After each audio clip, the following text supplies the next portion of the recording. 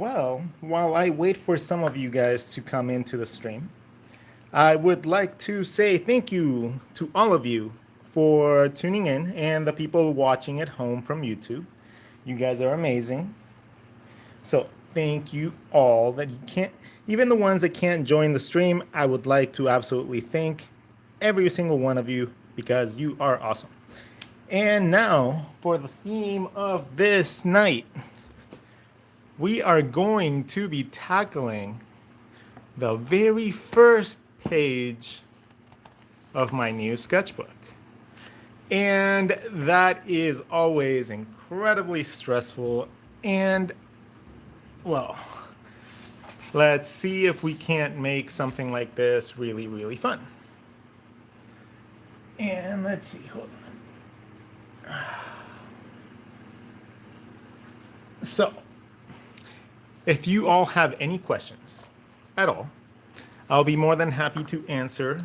And since my lovely assistant Marianne is not here with me today, it's going to be a little bit slower to me for responding, especially when I'm trying to. There you go. That's much better. Well, anyways, we can a chicken with a sword. Okay, well, first things first. We're gonna add a little element of randomness. And here we have my new favorite tools. Some cheap watercolors. And some very fun, like, little brushes that have its own, like, water supply. So what we're gonna do, and what I've been loving doing lately, is adding a little bit of chaos to my work. By the way, these are the Niq Sketchbooks. Woo! I've never found a reliable sketchbook that's affordable. Like, I love Moleskines. Moleskines are absolutely amazing, but they're expensive. At $30 a pop, that's a little unmanageable for most people. Okay, so we have a little bit of blue. Let's go with a different color. What's a good contrasting color to blue? I don't want to do yellow. Let's do like purple. Yeah, I feel like a slightly darker color theme today. So at this point, I don't know what I'm gonna draw. I don't know what I'm gonna do with the page at all, but I'm just adding a little element of color and see if we can come up with something awesome from it. I've been really playing with a lot of color theory, and even though I am absolutely horrible at color theory, horrible. I tell you horrible, but I don't think you can comprehend. I am horrible. Hey, Corey, what's up, man? This is Mr. Corey Young, one of my apprentices that I have, and he is quite an amazing artist himself. And I can't wait until he starts sharing his work with everybody. All right, so for a second right now, I'm just gonna let this dry.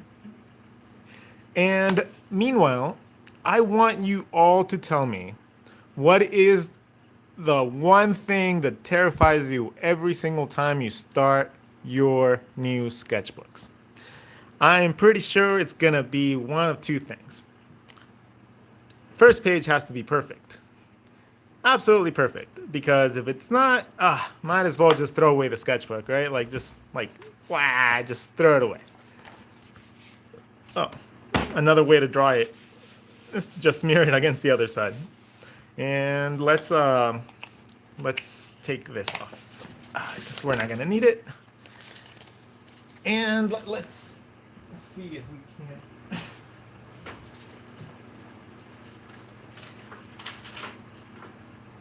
So, boom, so much better. Okay, so we're gonna put one of my little stickers that I have. I think I still have a few left, and some of them are really cool. One of them is Mew and Ditto fighting over cheesecake, and the other ones are Archie and one of Grimmy. So we are going to officially dedicate this sketchbook as begun by applying that one stick. There you go. All right, so you guys tell me a little bit of what you guys want to do.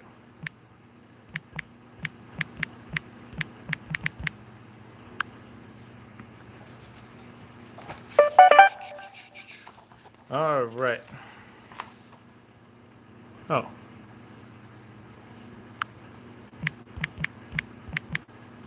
It seems like I'm directing people wrong.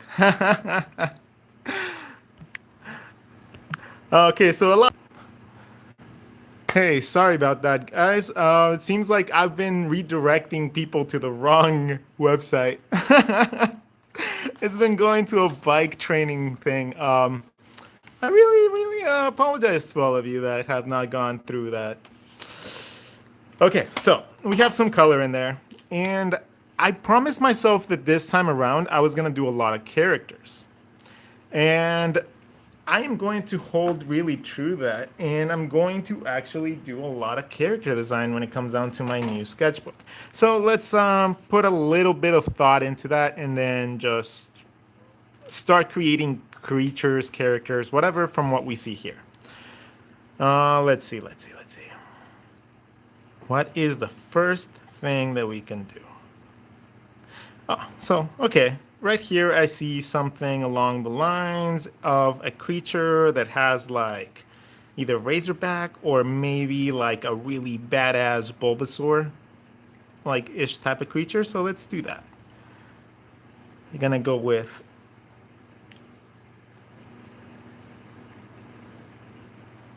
a feel of organic materials. So I'm gonna go very loose and very sketchy with my lines to make it seem like there's a little bit of texture.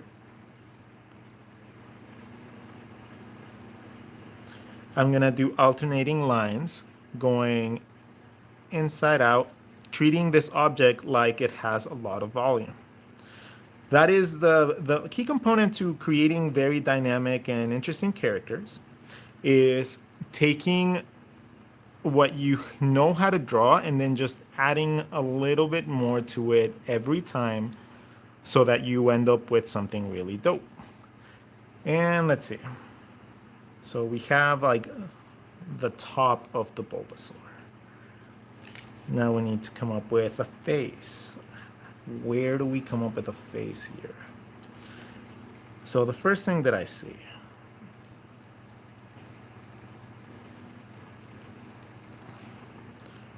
is maybe that's the neck.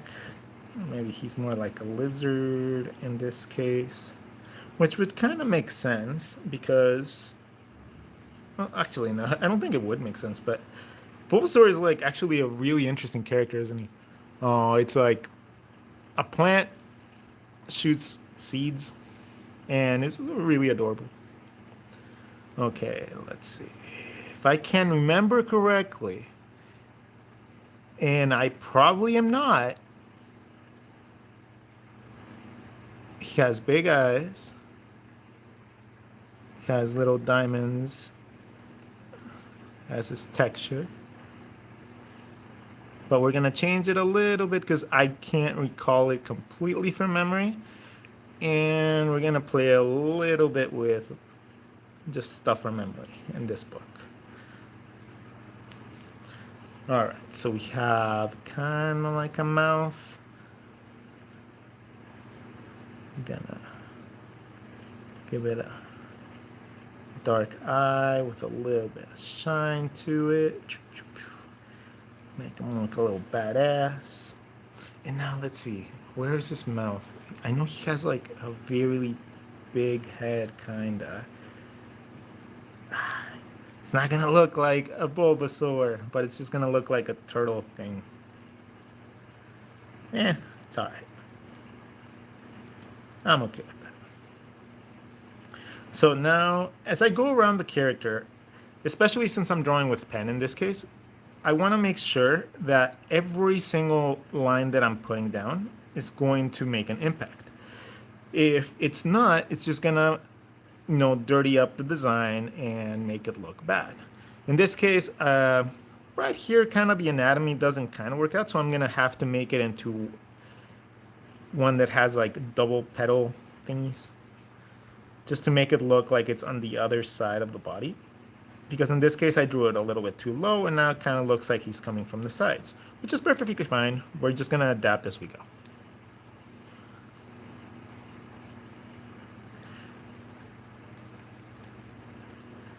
So in the comments, you guys can tell me, what is your favorite Pokemon? Mine is Haunter. Haunter just looked really cool to me when I was younger. And it was also like the previous form to evolving when you traded, right? So it was one of those like really, really cool ones for me. We're gonna give it a little bit of a fuzz. Just add a little bit of texture.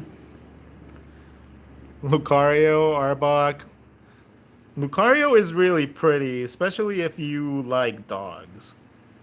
Like, who wouldn't want a dog that can like kick other dogs' butts? Okay, so in this case, it has 2 flower petals coming out, and then each one's gonna have some flowers sprouting from inside. The trick to making flowers look organic is to not have them be too static. So we're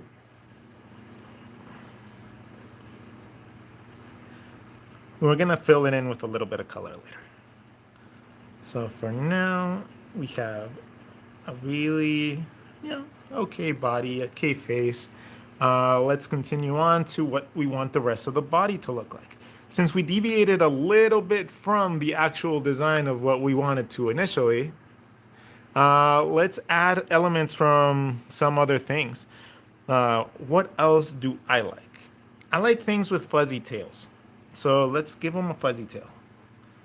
Gonna give him some hips, give him some scales, and then we're gonna transition into like a fuzzy tail. So I'm gonna go with very, very close lines that are staggered to make it look even fuzzier. And the trick to this is just to make sure you understand how the flow of the hair would go, so that whenever you're putting it down, it doesn't look too awkward and it doesn't look out of place.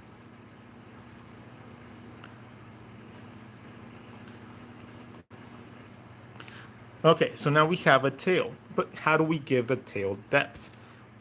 What you do, you can, I like doing with my other character, I like to give them stripes or a certain pattern that allows me to create the sense of roundness to it. Right? And that also allows me to play with textures, allows me to play with different colors, gives me a lot of liberty when it comes down to when I'm drawing.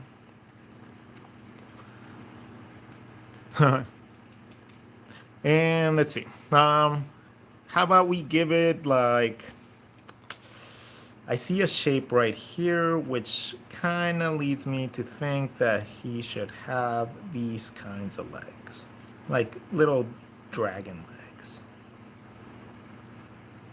Okay. Okay, let's see. There you go. We'll give him some nails.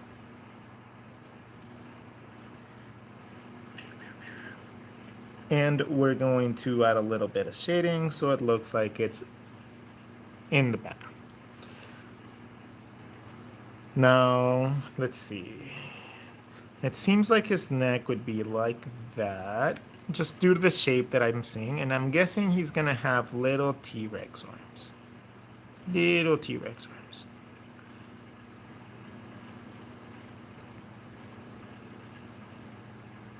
Little TXMs.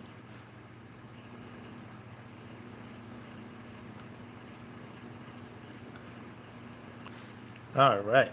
So we have this guy. We're gonna give him a little fuzzy belly.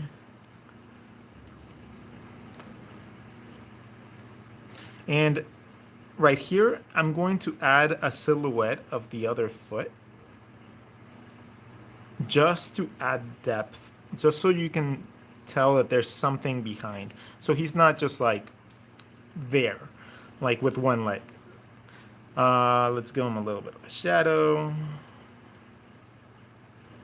And so he seems kind of like suspended from the ground.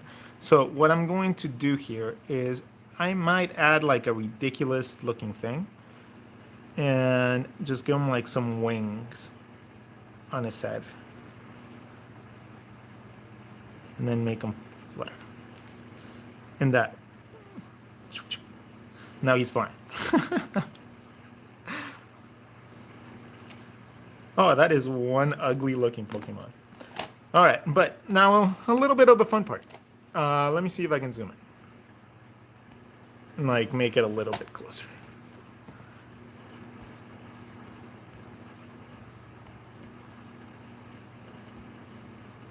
There you go. That's a little better. Okay, so now what I like to do after I just finish a random sketch like that is go back to my watercolors and start playing with a little bit of color just to add a little bit of texture. So in this case, we chose to go with plants. So we're gonna just add a little bit of green. And watercolors are really fun because you can lay down a lot of color really quickly.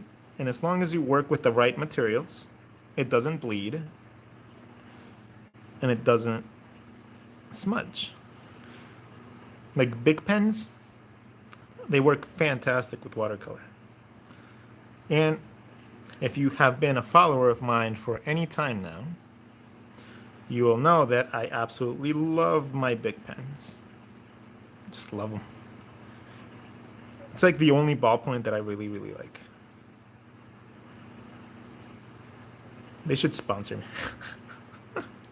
Okay, so we're gonna have a little bit of green. You know what? Just because everything is like purple and blue, let's go with an orange.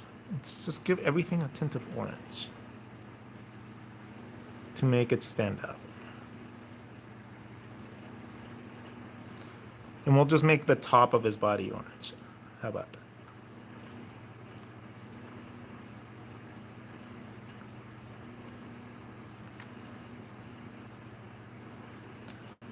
Just make the top fur orange. There you go. And as you can see, I'm not really worrying too much about how perfect it is. There's a little bit of beauty in the imperfection of a sketch or a painting. I absolutely love seeing people's work when it's rough. It's very rare that I often really enjoy seeing people's like work when it's finished. Don't ask me why, I just don't really know. It's just there's something beautiful about like the roughness of a piece of work. Okay, at this point I'm just adding a little bit of different colors just to add a little bit of texture to them. A little bit of ambient lighting. You can go with a little bit of blue. You can go with a little bit of whatever other color you want. Just play around. You know, it's fun experimenting and just like messing up and like, you know, setting things not quite perfect. And that's something that I struggled with a lot. I used to think that I had to do everything absolutely perfect every time, and that every page in my sketchbook had to be fantastic and like nothing could be out of place. And you know, like the more that you just go through the notions and get disappointed because you didn't like do exactly how the other people did it, and you know, just start thinking like that, that's when it starts to not be fun. Like, right? Like, I'm not like crazy here, right? Like, the moment that you start comparing yourself to other people and you start like thinking that you're not doing good or you shouldn't be able to be doing it because of some other person success or just like don't do that. Like that's always tough to see. It's really sad when people can't be happy for others, and that is something that I try to like actively try to be the most of. Okay, let's see. This has to dry for a second so we can move on to, let's say, what he's going to be doing right there. So let's see. I'm going to check your guys' comments for a second. All right, so I'm going to read a little bit of comments. Okay, we're going to go back a little bit. Sorry, not all the way to the front because it's going to take a while. Watching this stream while doing classwork.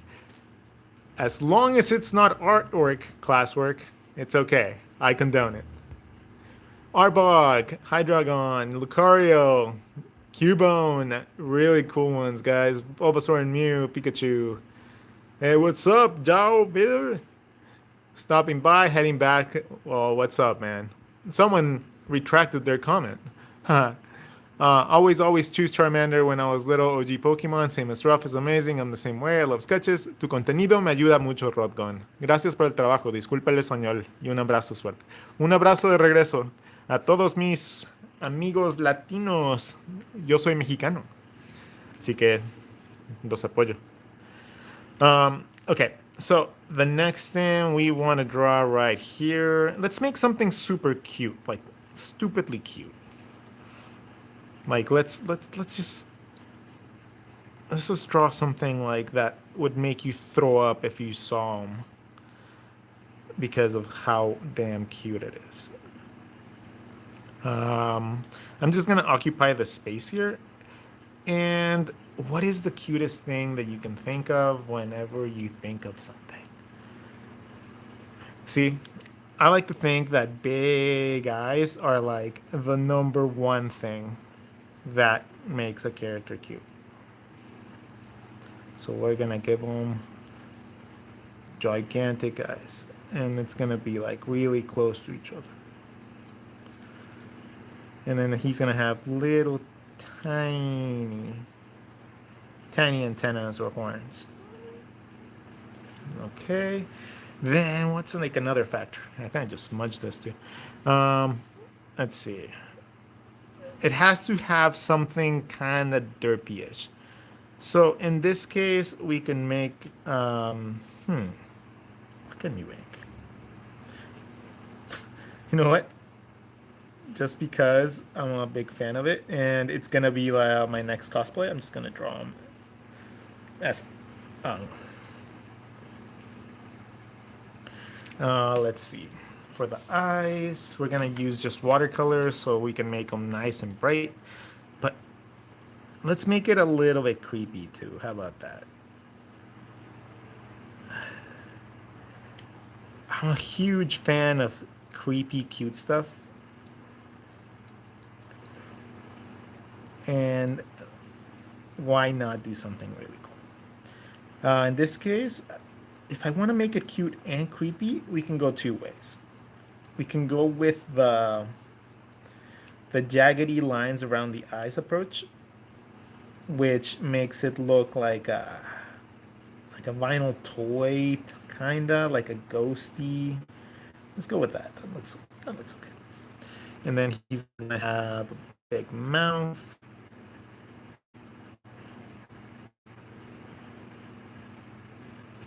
And he's gonna have a tongue.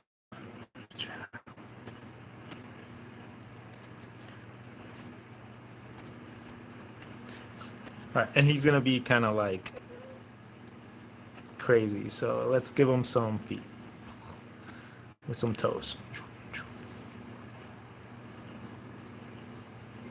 And let's say, do we want to give him arms?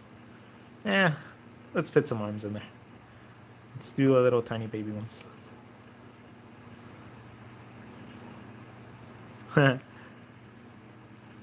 Okay, let's just finish adding detail to that guy and then see what he comes out looking like.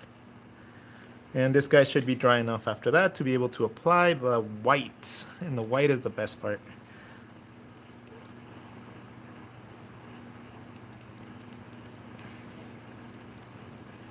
So when I'm drawing mouths, I always keep in mind how it rolls around the face. So in this case, you have one part of the jaw on this side, and then I want it to curve up, and then you would still see a little bit of this like protrusion coming out from this side. Doesn't really look all that like appealing in the drawing, but I still like to make sure that I represent all the parts of the body, because that helps me map it out for the ones that aren't going to be complicated. Like if I keep that mindset that everything has depth, everything needs to be like drawn around and stuff, then it's going to be a lot less likely that I ever not do it when I'm drawing my normal stuff. It's all about keeping yourself like accountable for your own learning. So you have to actively be trying to memorize and remember all the stuff that you're learning. Otherwise, you're kind of just going through the notions, drawing the same things over and over again, and at the end of the day, that just ends up leaving you in the same place that you were before. And the whole point is to grow. Always moving forward.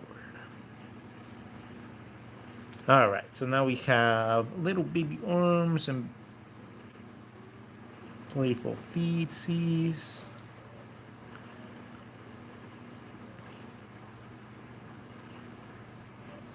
There you go. And I don't know what it is, but it looks cute.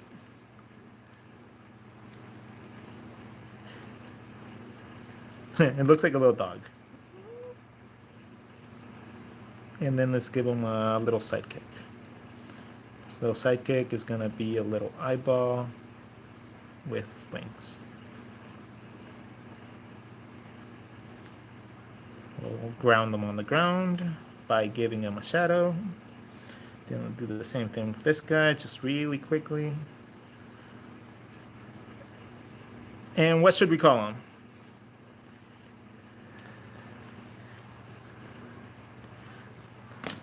What color should we go? Hold on. Let me check your guys' messages. Ooh, okay. Been trying a more cartoon style, still working on female anatomy for it. I kind of got it, but not quite there yet. Female anatomy is incredibly difficult, and someone mentioned red, so I'm going to go with red. It's not necessarily that it's hard to draw women. It's hard to draw women that look like the ones in comics. It's very, very subtle style choices that come from what the appealing artists do. Let's say like Scott Campbell and Chris Sanders.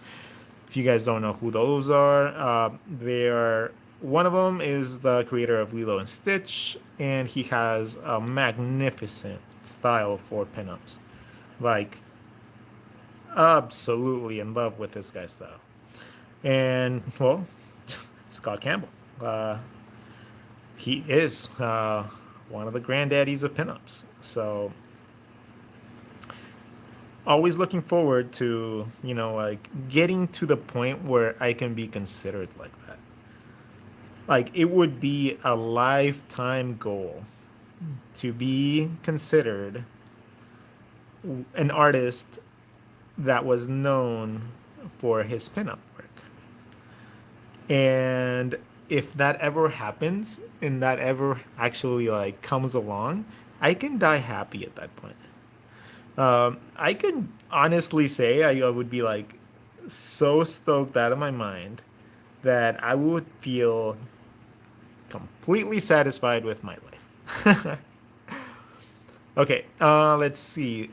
We went with red, so since we're doing red, I'm gonna do yellow for the little avatar arrow. I know it's supposed to be blue. I know it's supposed to be blue, but we already have blue right above them, so I don't know if I want to do blue on blue on blue.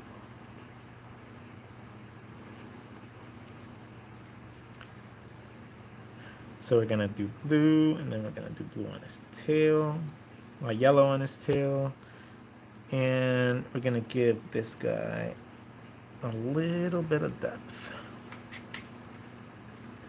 Just a tiny bit of blue, just enough to make him stand out. And then I use the color outside of the character, because he's white, to make it all stand out even more. It's all about contrasting colors. Once you learn how to contrast colors properly, it becomes really easy to come up with really, really appealing things. That's what I'm learning at the moment. That is my goal. My personal goal is to learn how to do colors a lot better. I'm colorblind. I'm red-green colorblind, and it has affected me quite a bit my jobs, especially since I do production work.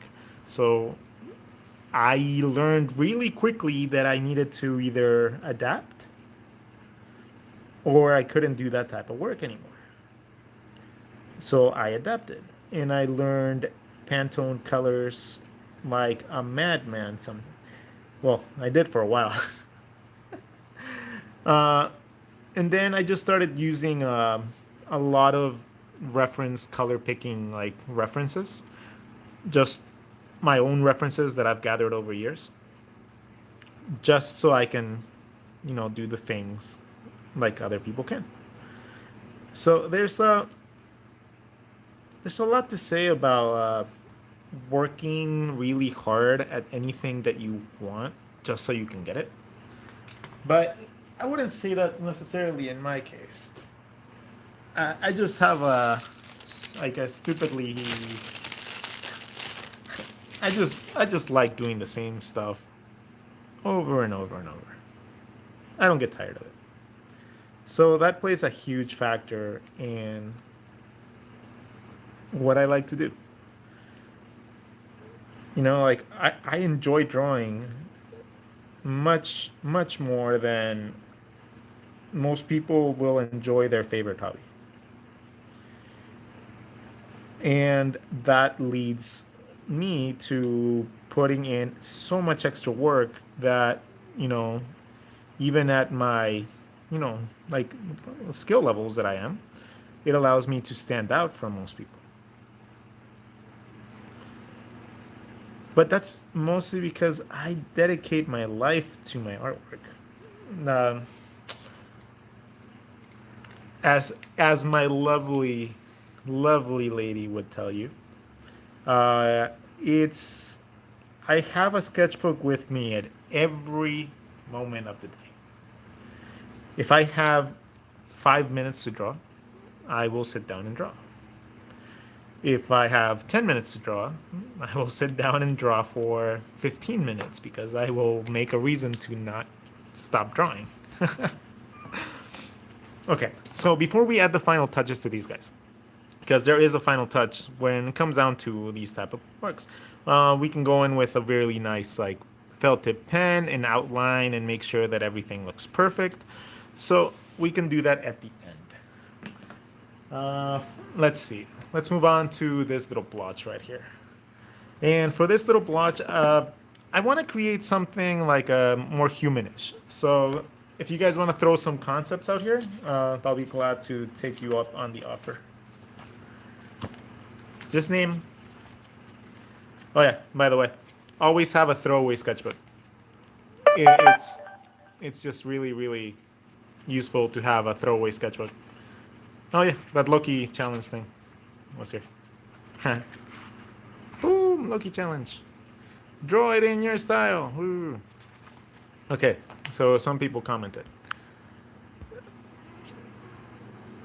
Oh, I love your work. Howdy.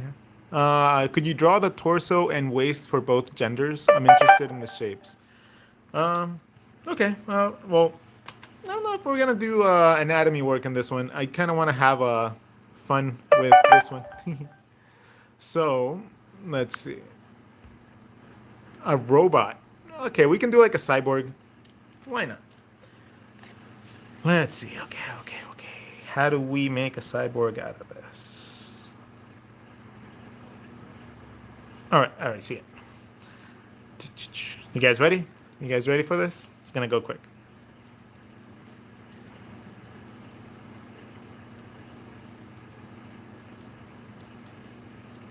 It's gonna be like post-apocalyptic.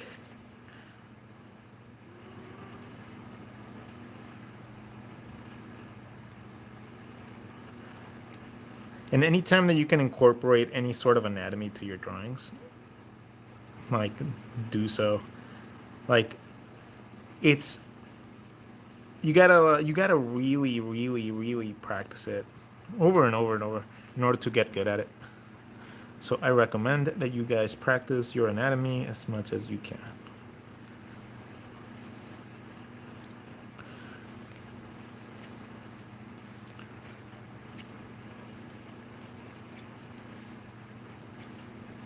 All right, let's see. Okay, so this person is going, cyborg is going to be wearing the skull of some human that was unfortunate enough to cross her way. So a lot of you might ask, oh my God, how does he know where to put the stuff? Like, how does he know where to put all the lines? And well, as my wonderful apprentice, Corey, mentioned to me in one of the sessions that I had with him, and it has stuck with me ever since. Once you learn where something fits inside of a body or anatomy or in perspective or anything else like that, you tend to not have a problem putting it on in any way, shape that you want. It's a wonderful feeling knowing exactly what you're drawing and how it's going to look on the paper. That comes from practice. Peeps, lots and lots of practice.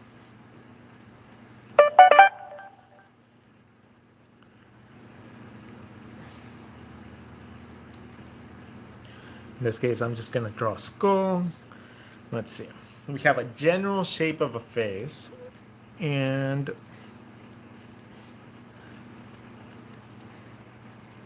let's see. How do we want to draw her? So, first things first, it's a cyborg, so there's very little hair, there's nothing like that. Probably the face will be cut off from the rest of the body and creating like cybernetic little like lines.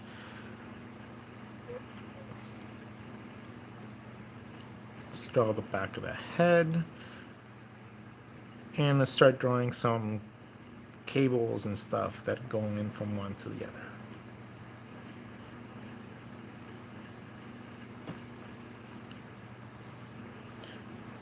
Adding a little bit of texture here and there. Okay, so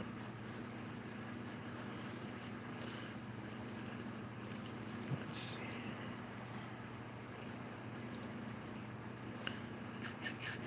What I like about drawing any sort of robots or anything like that is that as long as you start like connecting things, let's say like a line, you start connecting, just make it make sense that something can go into something else.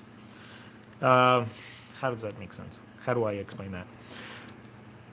This comes along as well with the whole perspective aspect of character design. If you can make something look like it's on top of something, you can then just stack things until you get something really cool. So one thing that you want to do is start, whenever you're like drawing even simple things like the dude right here, like the little guy, you want to think of everything with shape, with depth. And I keep on reiterating that because it's the one thing that nobody ever does.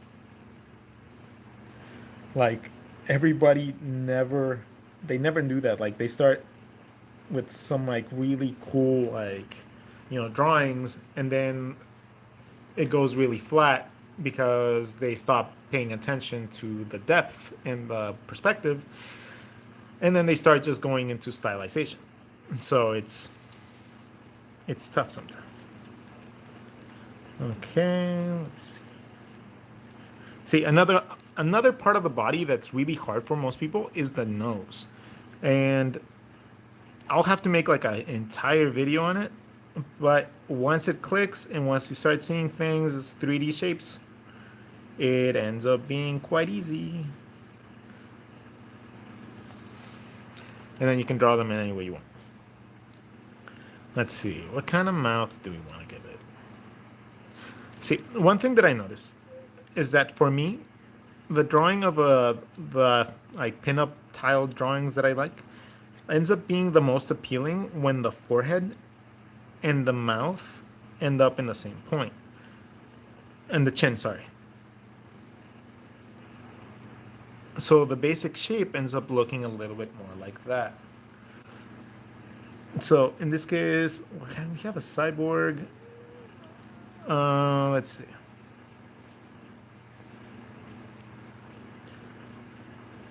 Let's draw the eyes first. Let's try to figure out the character.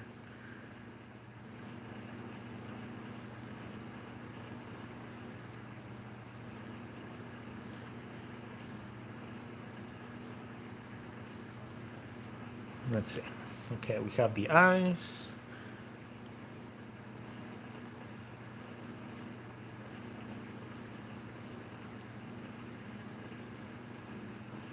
Okay. And just because we can, let's give them some eyelashes. Just because we can. Okay, so we have the option to go a couple different ways. We can go with like a more just like pouty look, which is kind of like boring, right? Like the whole point is to make something really interesting. So in this case, I'm going to make my little cyborg girl mad.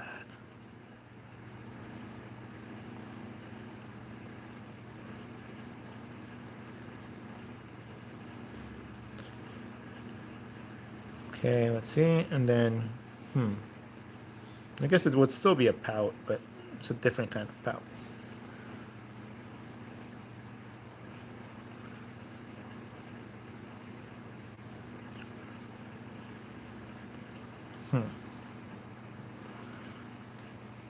Now, here comes a dilemma, right? Like if I just go in and like draw like a flat shape for the lip, then it's gonna look flat, and then it goes against what I was just mentioning. So in this case, I'm going to just deviate it a little bit, open up, make a random weird shape, like she's pouting her lips really hard, like, Argh.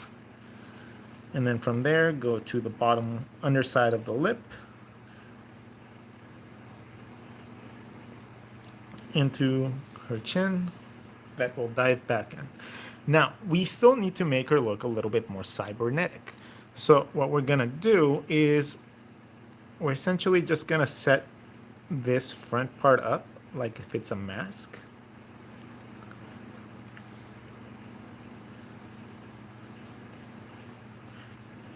And we can make like lines that go from the top of her face to the bottom. Kind of like the girl from Guardians of the Galaxy.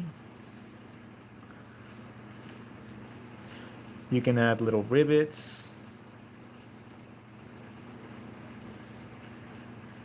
Little segmented areas for like the chin, the nose.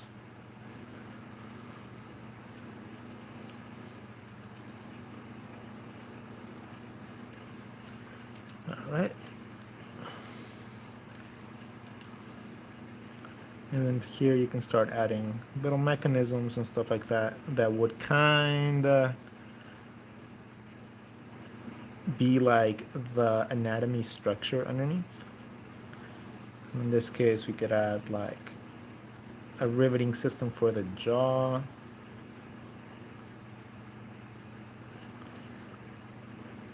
Followed by like some, like shock absorbers or something.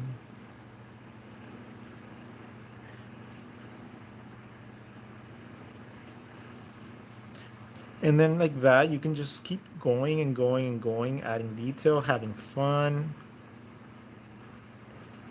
And try to always keep a little bit of depth into your structure. Let's see. Okay, so if we have that, maybe the top of her head could be like a glass jar.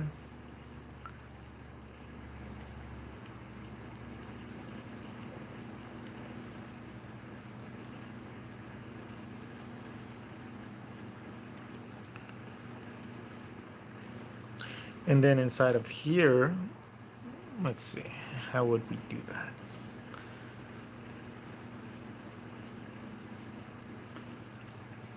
Ooh, I know what we're gonna do there. Let's go into the muscles for the neck. And for these, it is extra helpful to understand the mechanics of muscle structure. It is, like, at least to a certain extent, because it allows you to have a lot more fun knowing that your robot or cyborg is actually something that could actually happen. Again, I'm going to darken this part up just to put it back into perspective.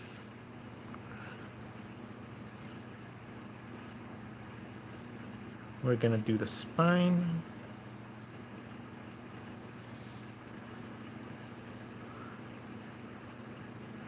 Again, it's just cylinders with little bumps. In this case, we got to make it look kind of mechanical, so it's a little bit rounder. And then, how about we just give her like some carbon fiber lined mesh right there.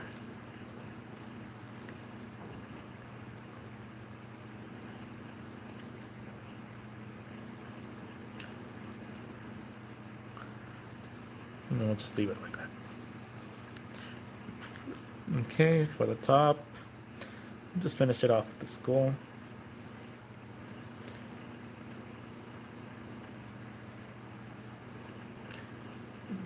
Have it be broken. Top. All right. So now what we're gonna do is just gonna do the same thing we did with the other one. Just gonna play around with some colors. And in this case, we want to contrast very heavily against the lighter tones. So I'm gonna go with a really dark blue and just accentuate everything outside of it.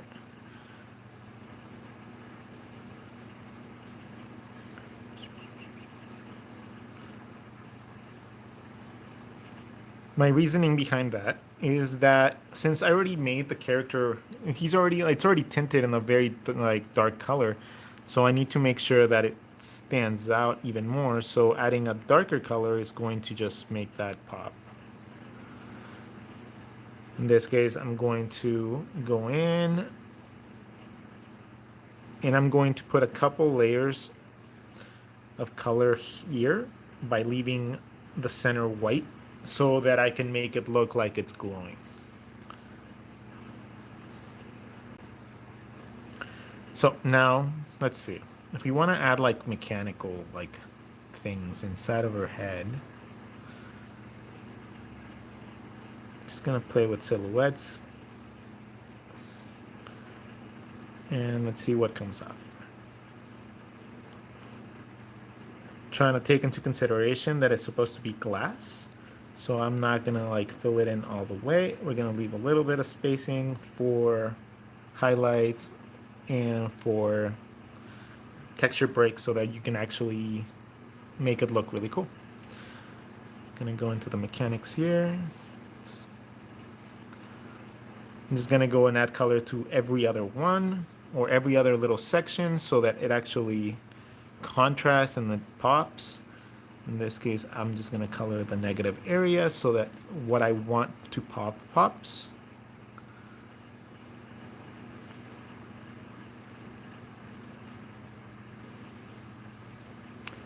And we just continue on like that, adding little details here and there that might make the character look more fun, more cool. I always like to give my characters a little bit of rosiness to the mouth and to the nose, even if they're cyborgs. It just looks like it's an appealing trait. It's something that I just really enjoyed doing when I was doing caricatures back in the day. So it's something that I keep doing to this day. In this case, I'm just going to add a little bit of tint of blue here, but I'm going to eventually saturate it with yellow. And I'm just adding shadows to the places where there would be like either a break in the perspective or where I need extra contrast. So it doesn't always make sense. Like it's not always the perfect shading. You know, like I don't go into consideration like all the time. Like not all the time. I do it whenever I actually have to, but whenever I'm just drawing like this, it keeps it easy to like not worry absolutely like so much about all the rules that you got to keep in mind every single time. Sometimes you just got to have fun. Okay, so there's a lot of blue in there. So now we got to add a little bit of yellow to make everything stand out even more. So we're just going to get our yellow going here. Actually, hold on. I think I might have a better option for this. I sure do. So, these are some of my favorite new finds lately. I found this store that sells these really cool markers for like $1. And they're paint markers. They're erasable paint markers, apparently.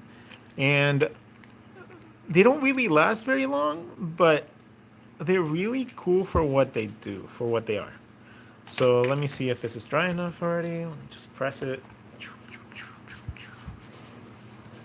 Just get it as dry as possible. I don't care if there's smudges on the other side. No, reality, I can always just draw over them with something cool. And that's the beauty of doing like things like this. Like it's never about perfection. So we're gonna add the crown. The little bit of blue that I had before is going to kind of blend it a little bit, so it's gonna look nice and crisp. I'm gonna add that. I'm gonna add the eye. We're gonna give it a golden tooth, because why not? Now, with her, I want her eyes to be yellow, so they stand out. And I want some accented like parts on her. But how do we make her stand out the most? Well, one thing we can do is that any part that intersects a little bit should have yellow.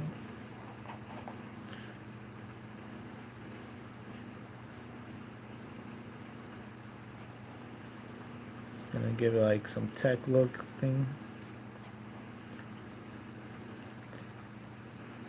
Okay.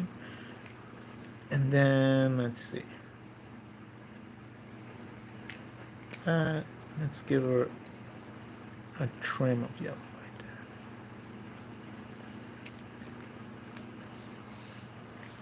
Now I want to do the top of the nose just so they have something that stands out in the front as well.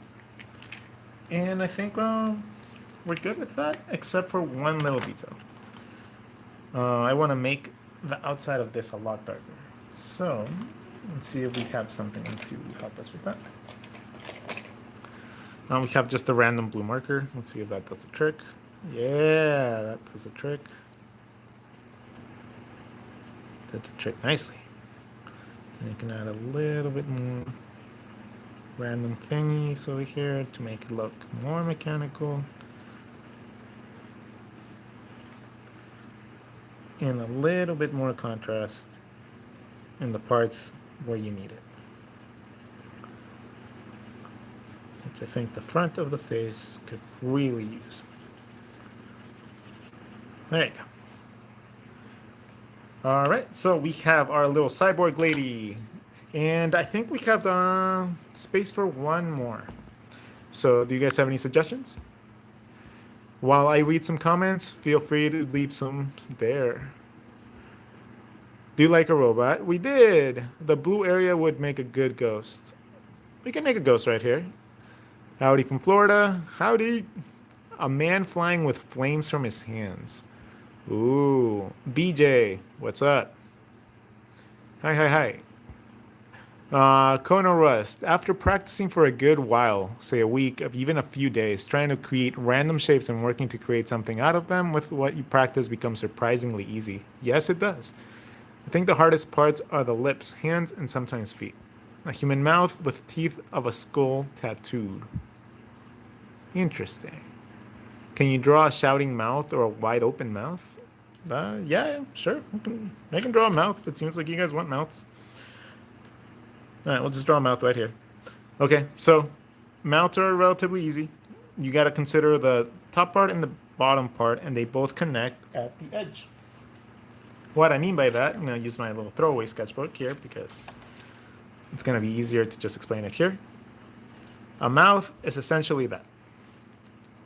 Remember, you're looking into perspective. So this is your top lip. This is the edges of your mouth. Bottom lip, edges of your mouth. So when you draw lips, you gotta draw them going around. Let's say the teeth are there, right? If you just like super simplify everything. And then the tongue.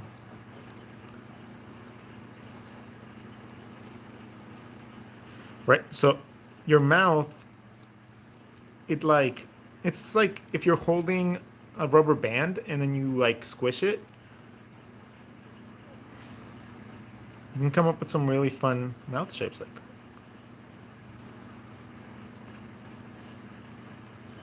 Right? If you want to draw an open mouth, it could just be an open circle, but just keep in mind where the edges of the mouth are, so that whenever you start drawing your teeth,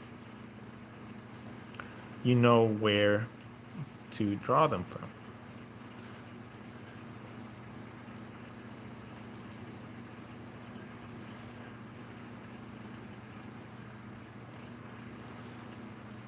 See what I mean?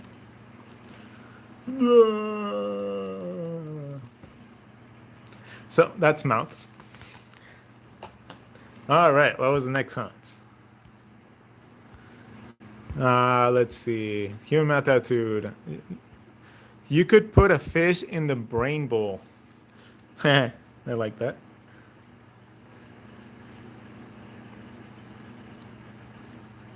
I'm waiting for this to dry so I can add white. Let's see. Hi, RODGON. In your experience, what is the best way to practice? Is it better to be repetitive and focus on one area of anatomy or theme, or combo with daily practice to maintain further skill repertoire? One thing at a time. Go from the head down, because drawing heads is really appealing and drawing feet not necessarily. But just practice from the head down every time. That's how I got to where I am in like a couple years, honestly. And it's definitely something that I recommend. Focus on one part of the body until you understand it, then move on, and then see how it connects to everything else.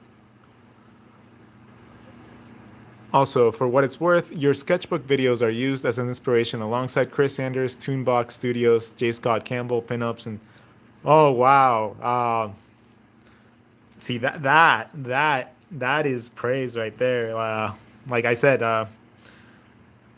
I don't consider myself there yet, but like having someone even just like mention me in the same like realm as those like people makes it really, really, really like it's a very nice compliment. Thank you. The chin, draw an otter. Oh man, I cannot remember what an otter looks like, but I'm gonna try. I'm gonna try. Why not? I'm gonna try to draw an otter. How are we gonna draw an otter with this shape? Um. Okay, I get it. He's gonna be underwater. Let me center this out.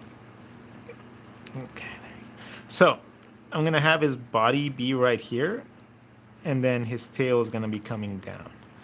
So his tail is gonna be coming down, but I don't want it to be down to like nothing. All right, so that's gonna be his tail. And then, let's see, what do otters look like? Oh my god.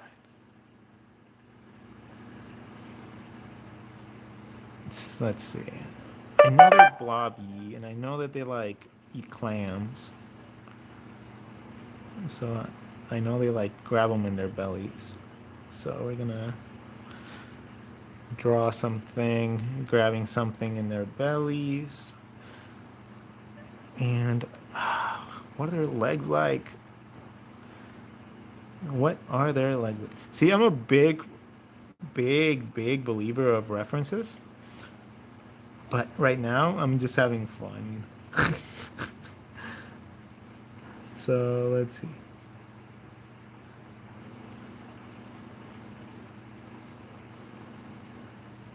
There you go. He's gonna be eating a clam. Wait, that's a beaver. That's a beaver. I almost. I think you guys are getting a beaver. It's not an otter. Okay. You guys are getting a beaver because I don't know what an otter looks like apparently. So hopefully beavers eat clams too.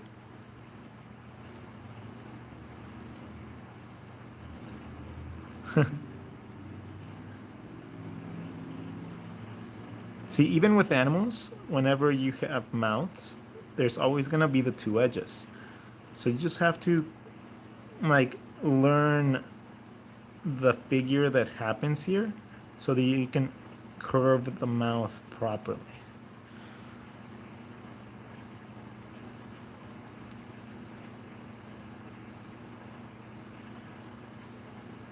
I don't even know if they have whiskers.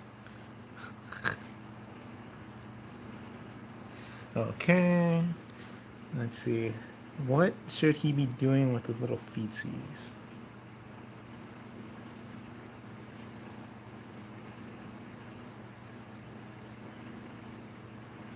Let's see.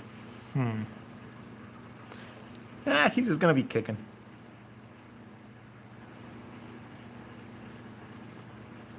He's a happy otter, just kicking it around.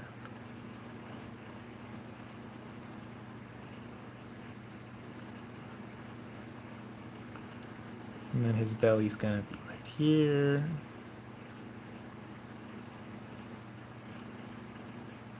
And again, I don't really know what the leg of otters look like, so I'm just gonna base it kind of like on a squirrel. And kind of hope that it looks okay. I think I can get away with that. Oh wait, do they have the webbed feet? I think they do. Anyways.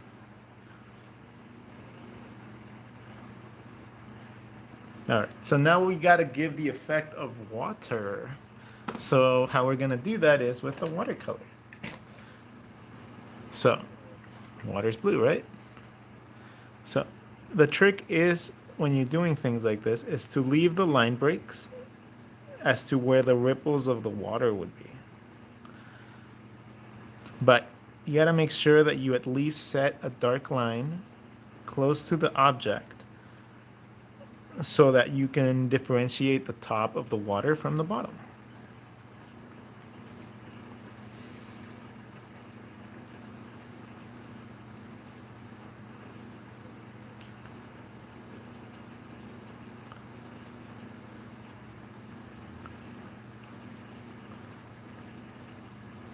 And in this case, we're just gonna, since it's not a flat drawing, you know, he's probably like swimming inside of like a big pool of water.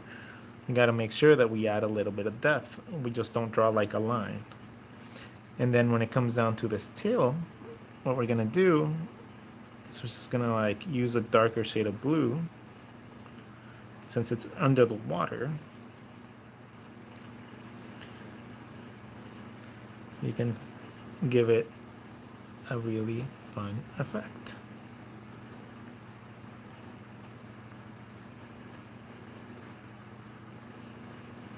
And then we'll break it up with the white to make it look like it's glistening. Now, I mean, you can't have a beaver without like some plants and stuff like that in the water, so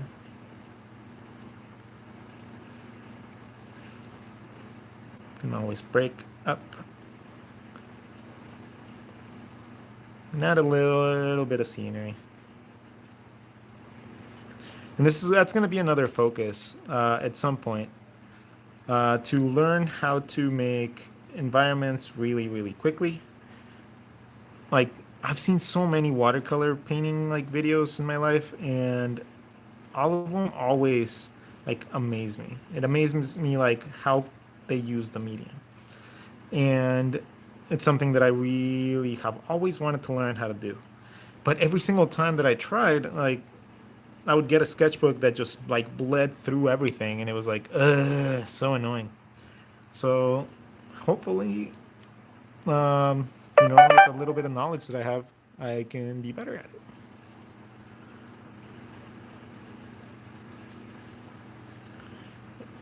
We're gonna add a little bit of color, a little bit of brown. Do I have brown in this?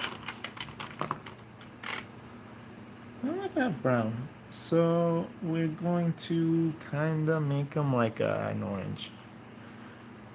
Like an orangey red.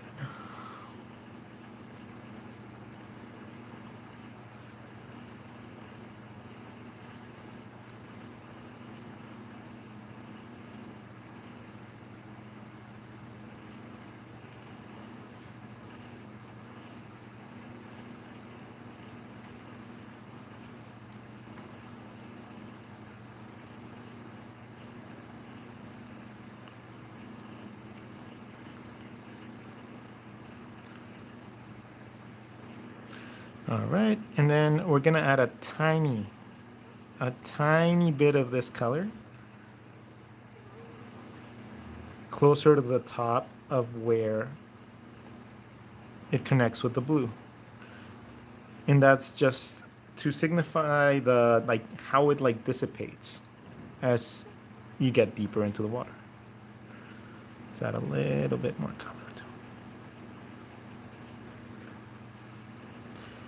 it. And let's see. Okay. And honestly, guys, I think that we're pretty close to being done here. So if you have any questions still, or want to like say anything, make sure to like post it up so I can, you know, mention it out, shout you guys out. At this point, I'm just going to add white to all the areas that I wanted to add white before. I use the white as a strict highlight. So anything that would have a very shiny texture tends to get at least a little bit of white.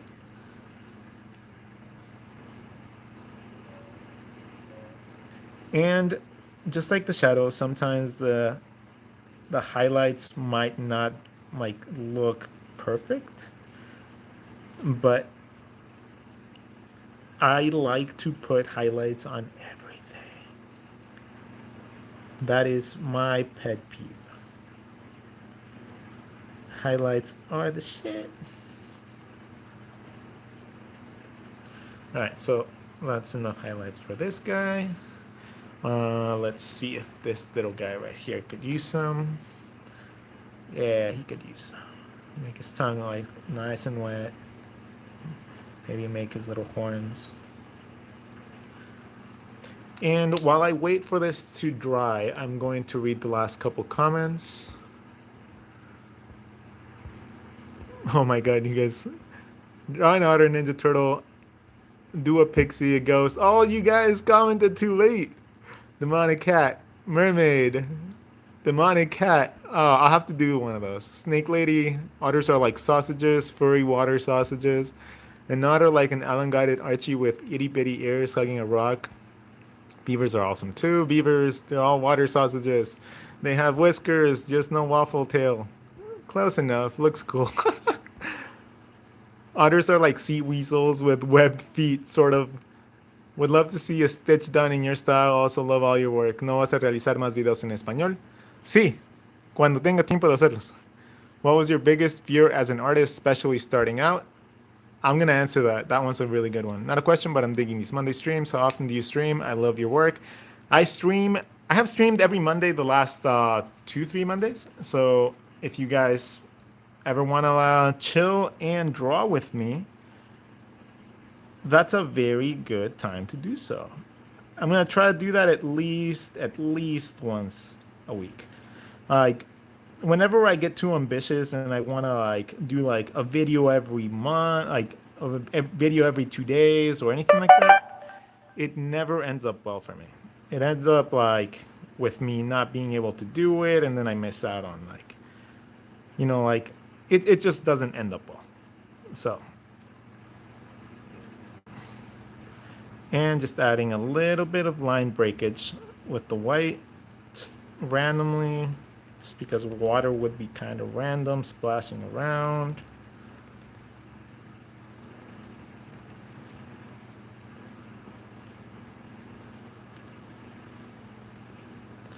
And I think with that, we can call it a night. Thank you all so much for keeping me company today.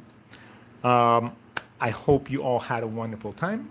I hope you enjoyed the sketches, and I hope you enjoyed keeping me company while I answered your questions.